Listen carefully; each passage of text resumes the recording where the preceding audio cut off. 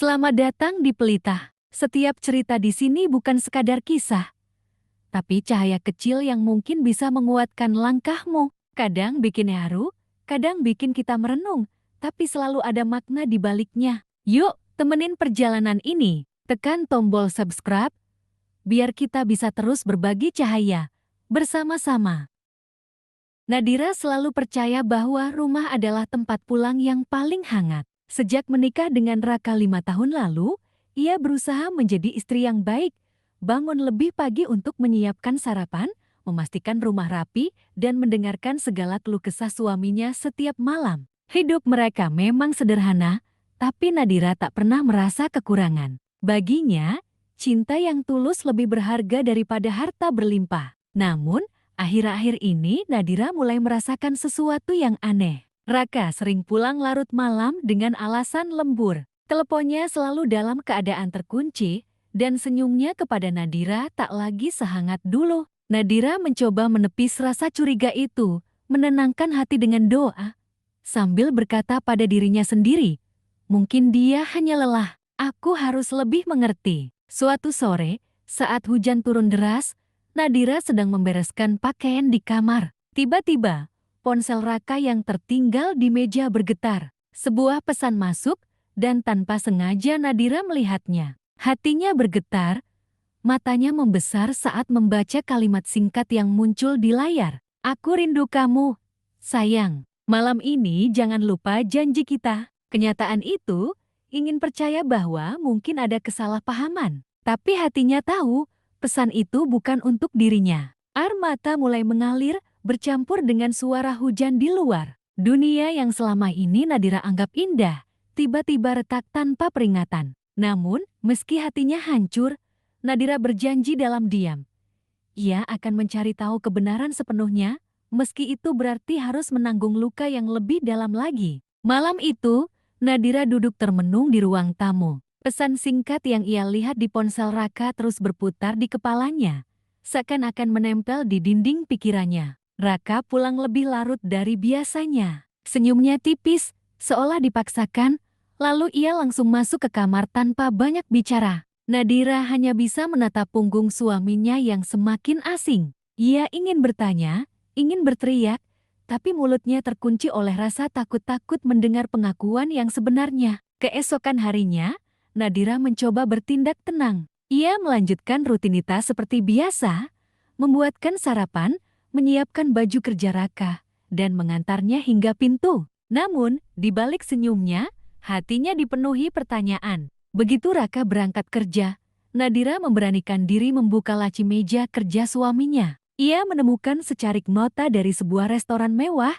tertanggal 2 minggu lalu. Nota itu jelas bukan untuk makan siang kantor biasa, 2 menu lengkap dengan minuman wine. Nadira ingat, hari itu Raka pulang larut dengan alasan rapat. Tangannya gemetar ketika menggenggam kertas itu. Apakah selama ini aku hanya dibohongi? Batinnya lirih. Hari-hari berikutnya, Nadira mulai lebih waspada. Ia memperhatikan aroma parfum asing di kemeja Raka, memperhatikan bagaimana ia semakin sering sibuk dengan ponselnya, bahkan sampai tersenyum sendiri ketika mengetik sesuatu. Suatu sore, Nadira memutuskan mengikuti Raka setelah ia pulang kerja. Hatinya berdebar kencang saat menyalakan motor dan menjaga jarak. Ia melihat suaminya tidak menuju rumah, melainkan berbelok ke arah sebuah kafe kecil di sudut kota. Dari kejauhan, Nadira melihat Raka masuk. Beberapa menit kemudian, seorang wanita berambut panjang muncul, lalu duduk di hadapannya. Senyum yang selama ini jarang diberikan Raka kepada dirinya, kini ia lihat jelas diberikan pada wanita lain. Air mata Nadira mengalir begitu saja. Dunia yang dulu ia kira penuh kebahagiaan, kini berubah menjadi panggung kebohongan. Malam itu, ruang tamu rumah mereka terasa dingin, meski kipas angin tidak berputar. Nadira duduk dengan tangan yang terus menggenggam nota restoran yang ia temukan beberapa hari lalu. Jantungnya berdetak cepat saat Raka masuk, meletakkan tas kerja, lalu duduk di sofa seolah-olah tak ada yang terjadi. Raka, suara Nadira bergetar, hampir tertelan oleh keheningan. Aku ingin bicara. Raka menatapnya sebentar, lalu mengangguk tanpa banyak ekspresi. Ada apa? Tanyanya datar. Nadira menaruh nota itu di meja, Aku tahu. Aku sudah lihat semuanya. Dan aku juga tahu siapa dia. Tubuh Raka kaku. Ia menghela napas panjang, menutup mata sejenak, lalu bersandar. Bukannya membela diri, bibirnya justru mengucapkan sesuatu yang membuat hati Nadira seakan diremas. Aku tidak bisa berbohong lagi. Aku memang bersama Maya. Air mata langsung mengalir di pipi Nadira. Ia menutup mulutnya dengan tangan, berusaha menahan suara tangis agar tidak pecah, tapi gagal. Kenapa, Raka? Apa salahku? Selama ini aku berusaha jadi istri yang baik. Aku sabar, aku selalu ada untukmu. Apa semua itu tidak cukup? Raka menunduk, wajahnya penuh dilema. Namun jawabannya tajam seperti belati. Kamu tidak salah, Nadira. Kamu istri yang baik, terlalu baik malah. Tapi aku merasa berbeda saat bersama Maya. Dia membuatku merasa hidup. Nadira menatapnya tak percaya. Hidup, Jeti, 5 tahun bersamaku ini. Apa artinya? Setiap air mata yang kutahan, setiap doa yang kupanjatkan untuk rumah tangga kita, semua tidak ada nilainya. Raka menggenggam kepalanya, seolah menahan rasa bersalah. Aku tidak bisa membohongi perasaan ini. Maafkan aku. Tapi aku sudah memilih. Aku ingin bersama Maya. Seakan langit runtuh di atas kepalanya, Nadira terisak keras. Tubuhnya bergetar, tangannya mengepal. Ia ingin marah, ingin berteriak. Aku serahkan seluruh hidupku padamu. Aku menolak banyak pria demi percaya padamu. Dan sekarang, kamu balas dengan ini. Raka terdiam lama, lalu berdiri. Ia membuka lemari dan mulai mengeluarkan beberapa pakaian, memasukkannya ke dalam koper. Suara resleting koper yang bergesekan terdengar begitu dingin, menusuk hati Nadira lebih dalam daripada kata-kata apapun. Raka, jangan lakukan ini, bisik Nadira dengan suara nyaris putus asa. Raka berhenti sejenak, menoleh, matanya berkaca-kaca. Aku harus pergi, Nadira. Air mata Nadira jatuh deras. Ia berlari kecil, memegang lengan suaminya. Kita bisa perbaiki semua ini. Aku rela berjuang. Raka, tolong, jangan tinggalkan aku. Raka menunduk, melepaskan genggaman Nadira perlahan. Kamu terlalu baik untuk terus menunggu seseorang yang hatinya sudah bukan milikmu lagi. Dengan langkah berat, Raka mengangkat kopernya dan menuju pintu. Nadira hanya bisa terisak, tubuhnya lemas terjatuh di lantai. Pintu rumah tertutup dengan suara keras, meninggalkan keheningan yang memekakan. Malam itu, Nadira bukan hanya kehilangan suaminya. Ia kehilangan separuh jiwanya yang selama ini ia titipkan pada pria yang ia cintai. Namun di sela tangisnya, perlahan tumbuh sebuah janji baru di hatinya. Meski hancur, ia akan berdiri kembali. Malam itu menjadi awal dari kesunyian baru bagi Nadira. Rumah yang dulu dipenuhi suara langkah Raka, kini hanya menyisakan gema tangisnya sendiri. Setiap sudut rumah terasa asing, seolah dinding-dindingnya ikut merasakan luka yang tergores dalam hatinya. Hari-hari pertama tanpa Raka begitu berat. Nadira sering terbangun tengah malam, masih berharap mendengar pintu terbuka dan suaminya kembali. Namun kenyataan tak pernah berubah, Raka benar-benar memilih pergi bersama Maya. Tetangga dan kerabat mulai bertanya-tanya, beberapa bahkan berbisik di belakangnya. Nadira hanya menunduk, menahan perih yang semakin menyesakkan. Ia tahu, dunia tidak akan berhenti hanya karena hatinya hancur. Suatu pagi, setelah berhari-hari hidup dalam air mata, Nadira menatap bayangannya di cermin. Wajahnya pucat, mata sembab, bibir kering. Ia hampir tak mengenali dirinya sendiri. Apakah aku akan terus seperti ini? Menangisi orang yang bahkan tidak peduli lagi. Gumamnya lirih. Tangannya menggenggam pinggiran meja rias. Dalam hati, perlahan muncul tekad baru. Ia sadar, hidupnya tidak boleh berakhir hanya karena dikhianati. Jika Raka bisa memilih jalannya sendiri, maka ia juga harus memilih untuk bangkit. Hari itu, Nadira mulai melangkah. Ia membuka kembali buku catatan lamanya, mengingat impian-impian yang dulu sempat terkubur karena sibuk mengurus rumah tangga. Ia mulai menulis lagi, menuangkan rasa sakitnya menjadi kata-kata. Dari tulisan-tulisan itu, ia menemukan kekuatan baru. Luka bisa berubah menjadi api yang akan menyalakan semangatnya untuk berdiri lebih tegar. Meski hatinya masih perih, Nadira berjanji pada dirinya sendiri. Suatu hari nanti, aku akan tersenyum tanpa ada air mata. Dan saat itu tiba, aku tidak akan lagi menoleh ke belakang. Pagi itu, Nadira berdiri di depan sebuah kios tua di pinggir jalan kampung. Bangunannya sederhana, kat dindingnya sudah memudar, bahkan atapnya sedikit bocor di sudut. Tapi bagi Nadira, kios itu adalah harapan baru. Setelah berhari-hari merenung, ia sadar tak bisa terus mengandalkan belas kasihan keluarga atau tetangga. Ia harus mandiri, harus berdiri di atas kakinya sendiri. Dan satu-satunya keterampilan yang ia percaya penuh adalah memasak. Nadira tersenyum tipis meski matanya masih menyimpan sisa luka. Warung makan kecil, tapi ini akan jadi awal dari hidupku yang baru, gumamnya. Namun, langkah awal tidak mudah. Uang tabungannya hampir habis. Sebagian besar sudah ia pakai untuk kebutuhan sehari-hari sejak Raka pergi. Ia hanya memiliki cukup modal untuk membeli beberapa perlengkapan sederhana. Panci, wajan, meja kayu bekas, dan beberapa kursi plastik. Hari pertama membuka warung, Nadira memasak dengan penuh semangat. Aroma sayur lodeh dan ayam goreng memenuhi udara. Tapi pelanggan yang datang bisa dihitung dengan jari hanya 2 orang, itu pun anak sekolah yang membeli es teh. Malam itu, Nadira menangis diam-diam di dapur kecilnya. Rasa lelah bercampur dengan rasa putus asa. Apakah aku mampu menjalani ini sendirian, tanpa Raka?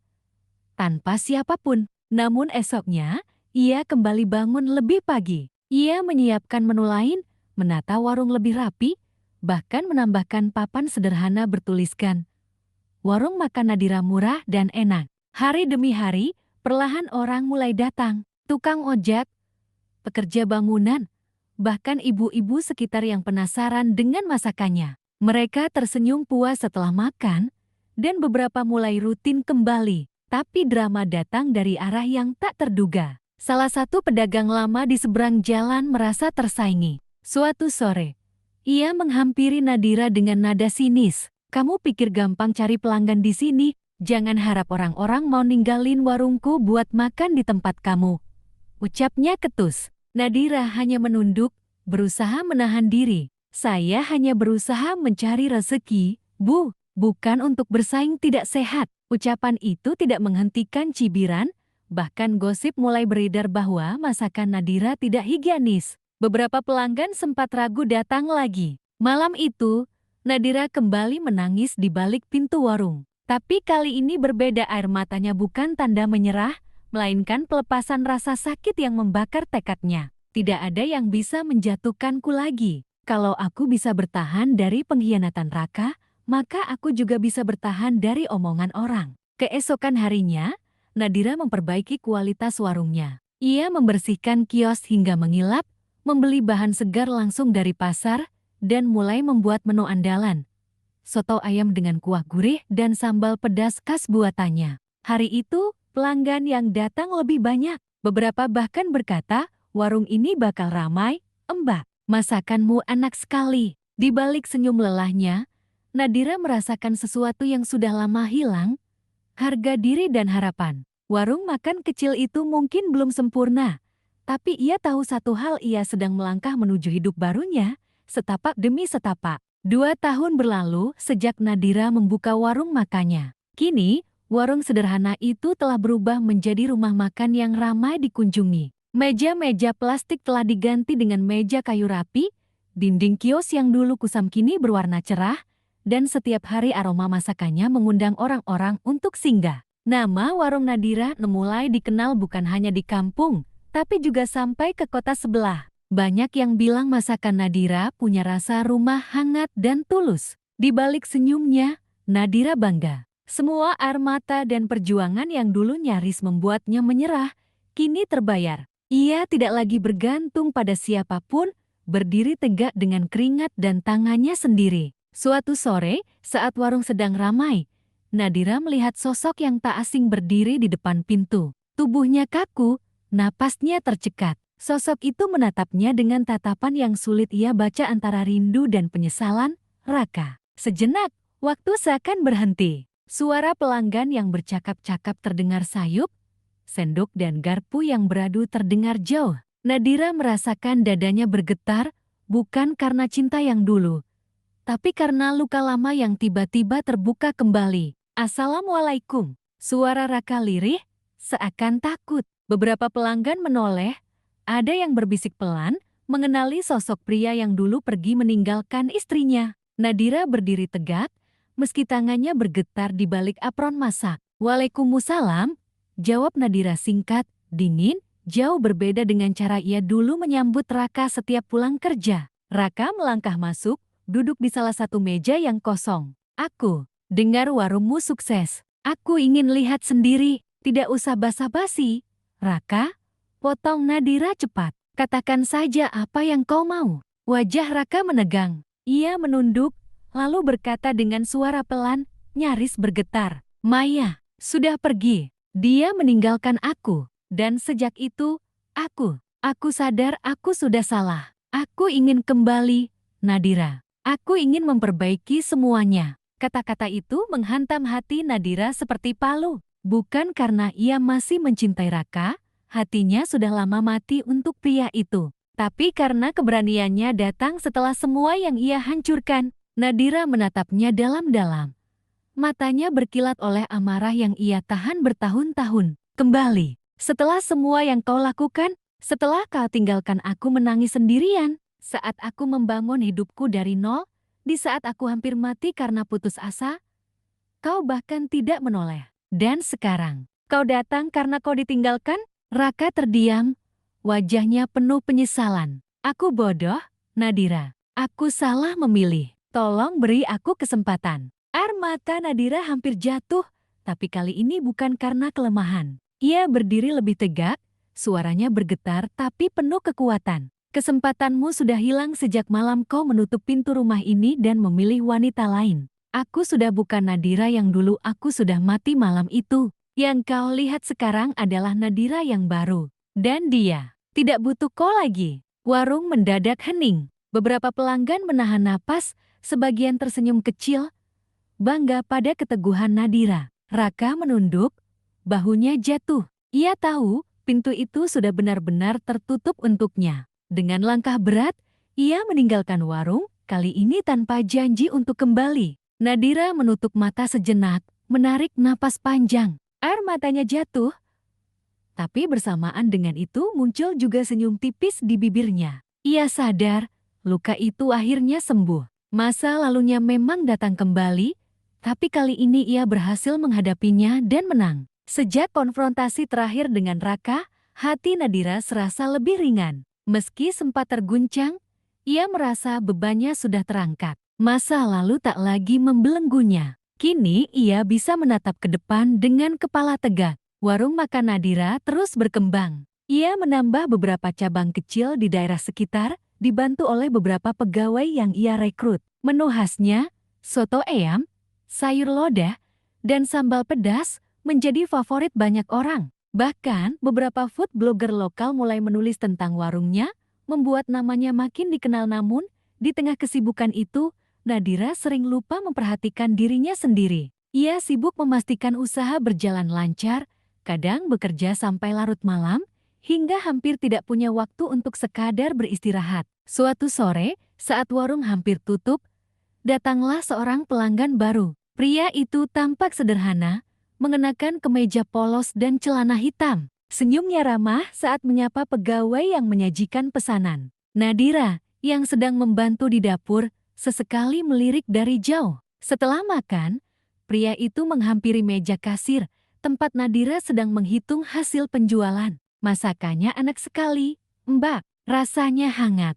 seperti masakan ibu saya dulu. Suaranya lembut, penuh ketulusan. Nadira tersenyum sopan. Terima kasih, Mas. Senang kalau masakan saya bisa mengingatkan pada rumah. Pria itu memperkenalkan diri. Nama saya Revan. Saya sering lewat sini, tapi baru sempat mampir. Sepertinya saya bakal jadi pelanggan tetap. Mereka berbincang sebentar. Revan bercerita kalau ia seorang arsitek yang baru saja kembali ke kota setelah bertahun-tahun bekerja di luar negeri. Ada sesuatu dalam sorot matanya tenang, tulus, dan tidak menghakimi. Nadira merasakan kehangatan aneh yang sudah lama tak ia rasakan. Hari-hari berikutnya, Revan sering datang. Kadang hanya untuk makan siang. Kadang sekadar membeli kopi buatan Nadira yang belakangan ia tambahkan di menu. Semakin lama, ia mulai membantu hal kecil, menata kursi yang berantakan, atau mengangkat barang belanjaan ke dapur. Kenapa repot-repot? Mas, tanya Nadira suatu kali. Heran. Revan tersenyum sambil mengangkat beberapa karung beras. Tidak repot. Saya senang membantu. Lagi pula, saya kagum sama kamu, Nadira. Jarang ada orang sekuat ini berdiri sendirian, membangun usaha dari nol. Kamu menginspirasi banyak orang, termasuk saya. Kata-kata itu membuat Nadira terdiam. Hatinya bergetar, tapi kali ini berbeda. Bukan luka, bukan sakit, melainkan rasa hangat yang perlahan mengisi ruang kosong yang lama ditinggalkan. Hari-hari berlalu, dan kehadiran Revan semakin terasa di sekitar Nadira. Ia tak pernah memaksa, tak pernah menuntut apapun. Ia hanya hadir dengan senyum hangat, bantuan kecil yang tulus, dan kata-kata sederhana yang entah mengapa mampu menenangkan hati yang sudah lama rapuh. Suatu sore, setelah pelanggan terakhir pulang, Revan datang membawa sekotak kecil bunga segar untuk menghias meja warung, katanya sambil tersenyum. Biar makin cantik. Nadira terdiam sejenak, lalu menerima bunga itu. Terima kasih, Mas. Kamu nggak perlu repot-repot seperti ini. Revan menatapnya lembut. Aku nggak merasa repot, Nadira. Aku hanya ingin melihatmu bahagia, sekecil apapun caranya. Ucapan itu membuat hati Nadira bergetar. Ia buru-buru menunduk, pura-pura sibuk merapikan meja. Sejak Raka pergi, belum ada seorang pun yang bicara padanya dengan ketulusan seperti itu. Namun, keraguannya masih ada. Malam itu, ia bercerita pada sahabatnya, Sinta, yang sering membantu di warung. Entah kenapa aku takut, Sin. Takut kalau nanti aku jatuh lagi, lalu disakiti lagi. Aku nggak yakin hatiku kuat. Sinta menggenggam tangannya. Dir, kamu sudah melewati badai terburuk dalam hidupmu. Jangan biarkan rasa takut menutup jalanmu untuk bahagia. Kadang Tuhan mengirim orang baru bukan untuk menggantikan,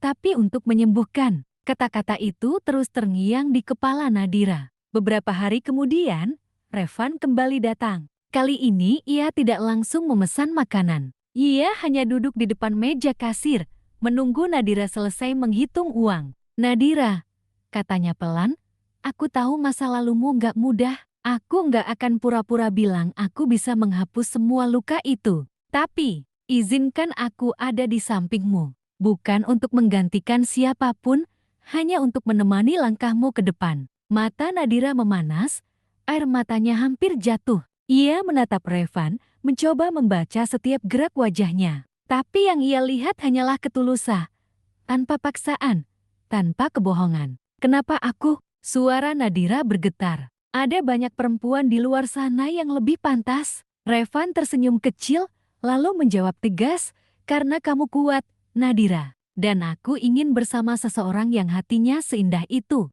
Hening sejenak. Nadira menunduk, air matanya jatuh tanpa bisa ditahan. Tapi kali ini bukan air mata kesedihan, melainkan kelegaan seolah hatinya yang beku perlahan mulai mencair. Malam itu, untuk pertama kalinya sejak Raka pergi, Nadira merasa mungkin ada harapan baru. Sebuah cahaya kecil yang mengetuk pintu hatinya, meminta izin untuk masuk. Hari itu, langit cerah seakan ikut merayakan kebahagiaan Nadira. Di pelaminan sederhana namun elegan, ia duduk anggun mengenakan kebaya putih. Senyum tulus terukir di wajahnya, senyum yang dulu sempat hilang karena luka, kini kembali bersinar. Di sampingnya berdiri Revan, pria yang dengan sabar menunggu, menemani, dan akhirnya memenangkan hatinya. Pernikahan itu bukan pesta megah, namun penuh kehangatan. Para pelanggan setia warung makan, sahabat-sahabat Nadira, bahkan beberapa karyawan yang kini menjadi bagian keluarganya ikut hadir. Semua bersaksi,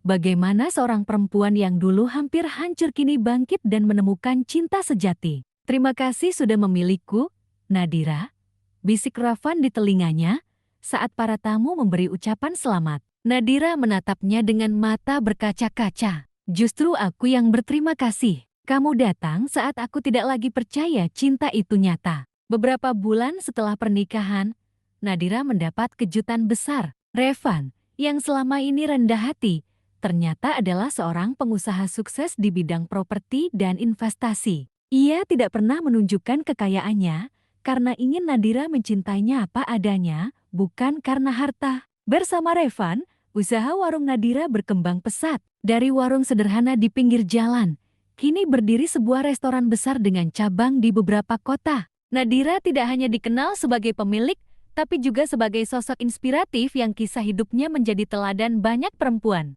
Ia memimpin restorannya dengan tegas namun penuh kasih. Setiap karyawan merasa dihargai, setiap pelanggan merasa disambut hangat. Resep-resep masakan Nadira yang khas tetap menjadi jiwa dari restoran itu, namun kini dikemas lebih modern tanpa kehilangan cita rasa aslinya. Suatu sore, Nadira berdiri di balkon restoran lantai 2, menatap ramai pengunjung yang makan dengan bahagia. Angin sore meniup rambutnya pelan. Revan datang menghampiri, menggenggam tangannya. Lihatlah, Dir, semua ini hasil kerja kerasmu. Aku hanya membantu sedikit. Kamu yang membuktikan bahwa luka bisa menjadi kekuatan. Nadira tersenyum, menatap pria yang kini menjadi suaminya. Aku pernah jatuh, Raf, sangat dalam. Tuhan menunjukkan padaku bahwa setiap luka ada obatnya, setiap kehilangan ada gantinya. Dan gantinya selalu lebih baik. Revan mencium keningnya lembut.